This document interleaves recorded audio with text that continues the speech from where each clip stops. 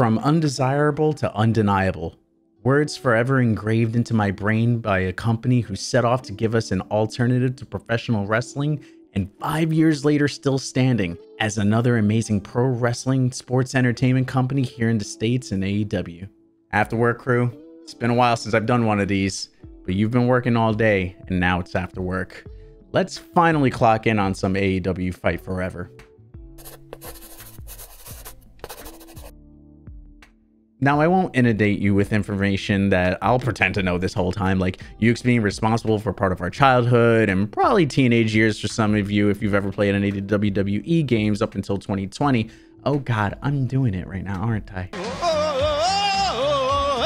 Now, right now for this part, we'll just talk about gameplay. I don't think there's anything new in terms of the modes that hasn't been already explained, so I'll try to go through this as quickly as possible. Then we could talk about the Road to Elite, which is really where I spent most of my time playing this, and the create a character were the two big ones out of all of this. You've got your exhibition matches, 1v1, 2v2, 3v3, foursome, four-way, casino battle royal, exploding barbed wire deathmatch with the little gimmick sparkles that you've seen probably on Twitter by now. It's been everywhere, and ladder match. The two standouts being mini games in the training room. Kind of like in Street Fighter and other fighting games, you can actually have your opponent react certain ways with movements. You can have them stand still. Pretty much essentially whatever they would do in the ring, you can have them react in that way. So you can kind of practice your move set or see how a particular wrestler reacts to you. So like for instance, Adam Cole has like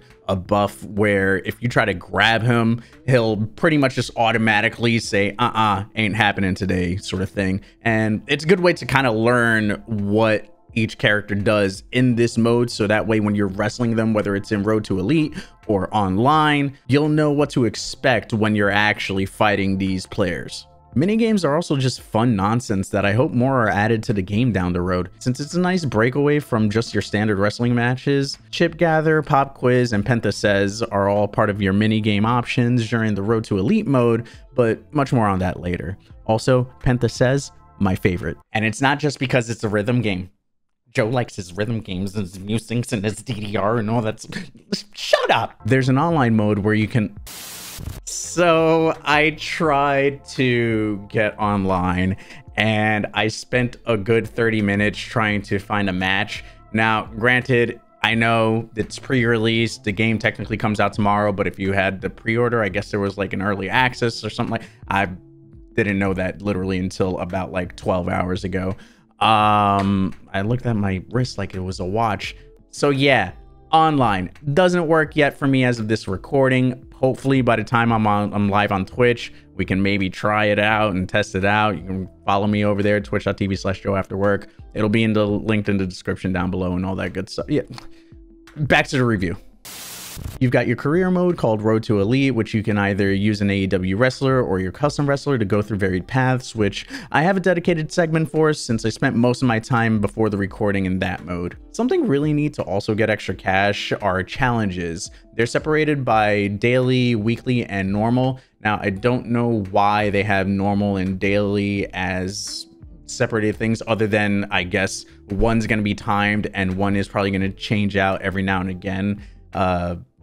They don't have a timer on the normal ones is the only difference that I see between that and the daily, but there are some similar tasks that can be done, so double the money, I guess? The shop is where you'll obviously be spending all of your cash as you earn it. You can buy characters, attires for your wrestlers, poses, arena props for you to use in the customized arena mode, additional moves you can add to your wrestler's repertoire. Repertoire? Yeah, I said that right. I know words. I got my dictionary on. Entrance screen themes, music, and walking animations. Now for the reason that I was most excited about this game. The Road to Elite, which I already mentioned, but allows you to select any of the AEW roster members or your Creator Pro on a journey from being undesirable to becoming undeniable. You see that? Wrestling reference in a wrestling game. Creator Pro. It's out here in New York, probably somewhere upstate, I think. Brian Myers. I know he's not part of TNA. Listen, it was a good joke. They got wrestlers from Creative Pro that are actually the MJF, Chris Statlander, Max Cassidy. Come on. Create a character is actually something that either I completely missed them announce or they were actually incredibly vague on, but holy crap, I spent about 2 hours in total in the create a character. The first hour I spent through messing with in-ring and out-of-ring attire, entrance animations, while hour 2 I went through every single option they allowed me to, from using regular strikes to grapples to how I could use the turnbuckle. And what I mean by what they allowed me to use is there's certain things you can unlock by either buying the option with the money you collect from Road to Elite, or what I assume the online matches might allow. I can't confirm it because I couldn't get into a goddamn match.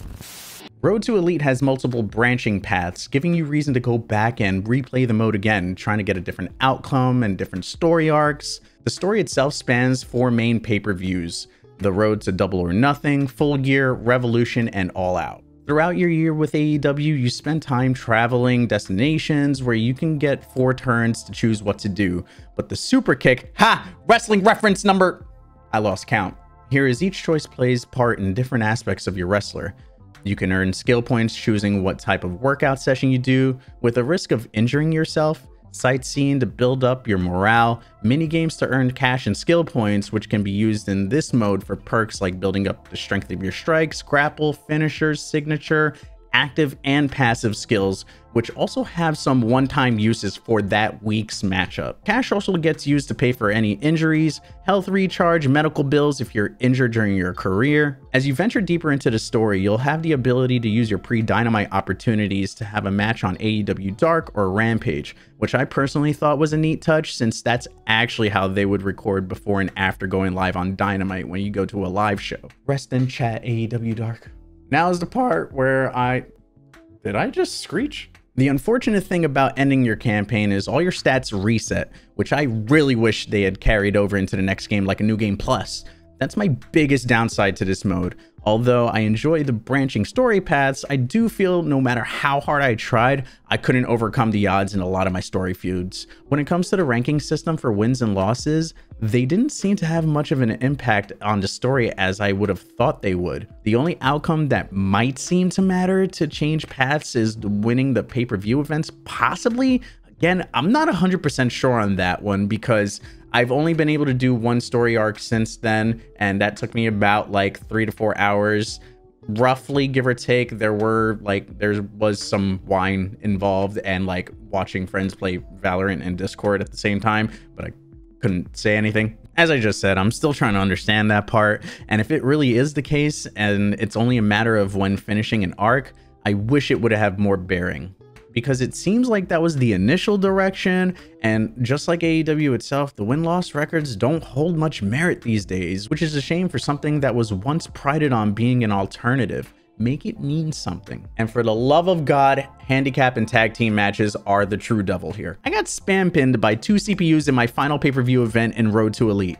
I'm just gonna show you the video of how I got busted up and fast and like whatever speed I can, because it is ridiculous how quickly it goes from pin to me trying to kick out. And while I'm trying to kick out, the computer can come in because of the pin, because, you know, wrestling, right? And it just kept happening over and over and over. And oh my God, I'm having flashbacks right now. I don't even know if it's a skill issue that I could have like prevented had I just like mastered the controls a little bit better, but holy crap, that was the most annoying, what felt like 5 minutes of my life of just being pinned to death and kickouts nonstop.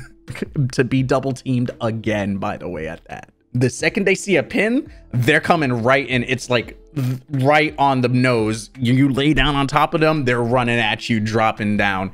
And I feel like if that can just like at least the slightest bit like hint of delay there to give you a chance, like, man, I know I'm bad at video games, but that, holy crapola, I felt like it was just like too spammy for me.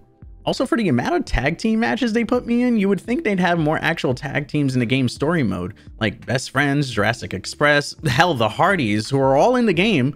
There were also characters they had in scenes like FTR, Sean Spears, Tully Blanchard for the Pinnacle, which I know FTR is in the season pack, but assuming you'd be able to get Tully or Sean as an unlockable purchase in the in-game shop like Cody and Aubrey, or as actual DLC down the road, I have no idea what their plans are for that. It'd be a damn shame. Hell, I played as Jim Ross on WWF No Mercy. If I'm not mistaken, I think he was one of the unlockable characters. There was one of the 90s wrestling games that I played on my N64, and by God, the man had a family. I don't know. I just wanted to say that. Wrestling. And speaking of wrestling, let's talk about the mechanics, right? Kenny Omega wasn't joking when talking about the game being easy to play, difficult to master. Now, it's been about a decade since I last played a wrestling game, so coming back to see how much flexibility you have with a custom character's moveset and to remember all the button combinations you have available to you and in which sequence of buttons you'll be able to activate certain movesets is something I'm still struggling with. But I have the best feeling in the world when I go Street Fighter on somebody with my slap to low sweep to enziguri on the back of the head. That's right, New Yorkers, we street fight, son. I'm kidding. I mean, yeah, we street fight, but like, not me. Like, I can't even. Successful hits will continue to build your special meter, and just like in the N64 days, your special meter can also build up if you allow your character to do their full taunt, which is awesome. The neat feature here is prior to activating your special through taunting, you can actually pull off your signature moves, which seems to have no limit as long as you don't get beaten to hell by the computer breaking your momentum. But hit your taunt afterwards and you'll activate the special. Some specials will even allow pinning combinations, like when my character pulls off the Penta Driver, I can hit L1 to keep the move as a pin, or let go to push off their tag team partner first, because every CPU in this goddamn game is toxic. Face to face right now.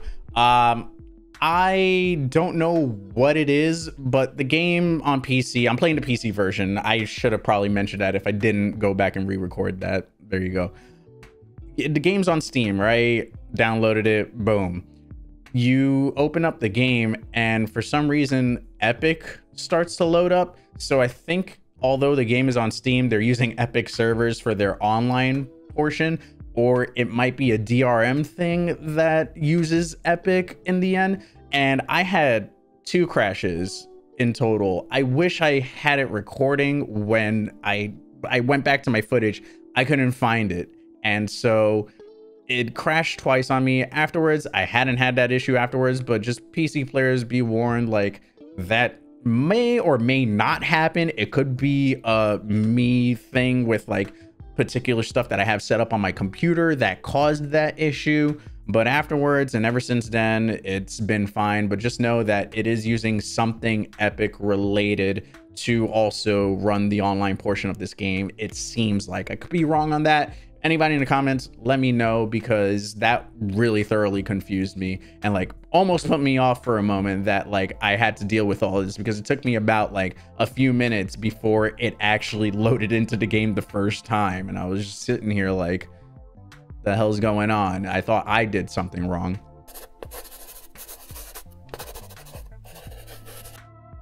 But all in all, I thoroughly enjoyed my time with the game. I love the Road to Elite mode. I plan on continuing that because I still have 2 other like full-on story arcs to go through and like try to figure out how to unlock those. I think I know how to get one of them to unlock, so I'm gonna try that. And since my stats reset, I might try it on easy. I don't know, my pride is telling me no to just get good and figure it out. But I really enjoyed my first initial playthrough, and like the replayability, like I keep saying, it's right there. I'm ready to go back in. I'll be doing that live on twitch.tv/JoAfterWork. Again, the links are going to be in the description down below. Probably somewhere between 6 and 6:30 Eastern time, by the way. I should probably let you know the time. That about wraps it up for this video. Again, thank you for sticking around this long if you actually listen to all of my ramblings, my mumbo jumbo.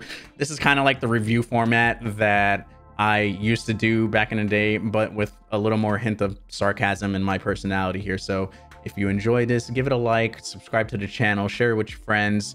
let them know what I do here. We play games after work. We enjoy things. We